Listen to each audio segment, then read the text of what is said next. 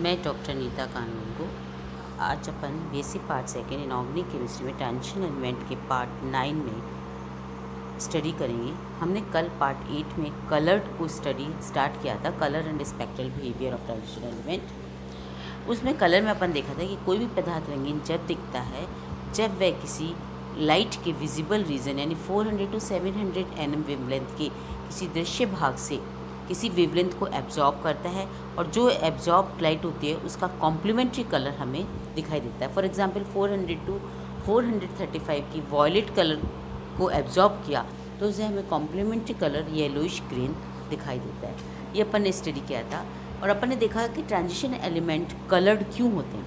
Transition element coloured जो होते हैं उसका कारण बताया था, एक डी ट्रांजिशन और दूसरा चार्ज ट्रांसफर स्पेक्ट्रा।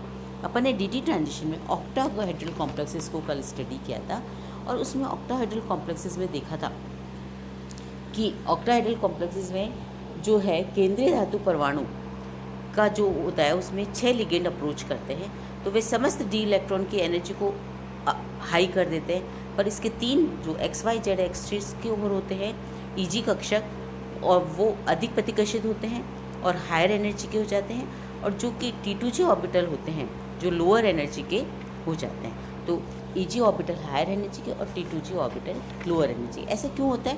क्योंकि पांचों डी ऑर्बिटल एक साथ 6 लिगेंड को एक साथ जो है वो अप्रोच नहीं कर पाते, उनका एक्सिस की तरफ और अभिविन्यास जो है वो डिफर हो जाता है। दूसरा, जब कलर की बात करते हैं तो कलर में ट्रांजिशन मेटल आयंस कलर क्यों देते हैं? एक तो इसमें वेकेंट डी ऑर्बिटल अवेलेबल है, दूसरा इसके पास अनपेयर्ड इलेक्ट्रॉन डी इलेक्ट्रॉन होते हैं, वो इसके कलर में हेल्पफुल करते हैं। तो ये कभी भी क्वेश्चन आए कि ट्रांजिशन एलिमेंट कलर्ड क्यों होते हैं, क्या रीज़न है, तो अनपेयर्ड डी इलेक्ट्रॉन होने के कारण और वेकेंट डी ऑर्बिटल होने के कारण ये कलर शो करते हैं। अब इसी चीज़ को अपन टेट्राहेड्रल कॉम्प्लेक्सेस में देखेंगे। तो कोई भी टेट्राहेड्रल कॉम्प्लेक्स जो है बन रहा है तो टेट्रा आकार में 4 लिगेंड धातु आयन की ओर आते हैं।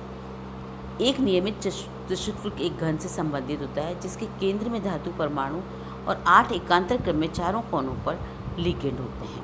तो जैसा कि मैंने डायग्राम में दिखाया कि XYZ एक्सिस पर EG व T2G ऑर्बिटल इनके एक सीध में नहीं आ पाते, और सीध में नहीं आ पाते इस कारण EG कक्षक केंद्रीय धातु आयन और लिगेंड के मध्य का कोण का मान 54.44 होता है, जबकि T2G कक्षक केंद्रीय धातु आयन व लिगेंड के मध्य के कोण का मान 35.16 होता है।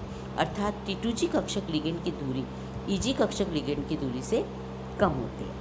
जब लिगेंड केंद्रीय धातु आयन की ओर पहुंचता है तो पांचों डी कक्षक की ऊर्जा के मान में वृद्धि होती है, लेकिन T2G कक्षक लिगेंड से अधिक निकट होने के कारण उनकी ऊर्जा अधिक हो जाती है और EG कक्षकों की ऊर्जा कम हो जाती है। जैसे मैंने डायग्राम में दिखाया हुआ है कि T2G कक्षक अपर एनर्जी के और EG कक्षक लोअर एनर्जी के हो जाते हैं। T2G कक्षक में कक्षकों की ऊर्जा +0.4 ΔT उच्च होती है, जबकि EG कक्षकों की -0.6 ΔT कम होती है।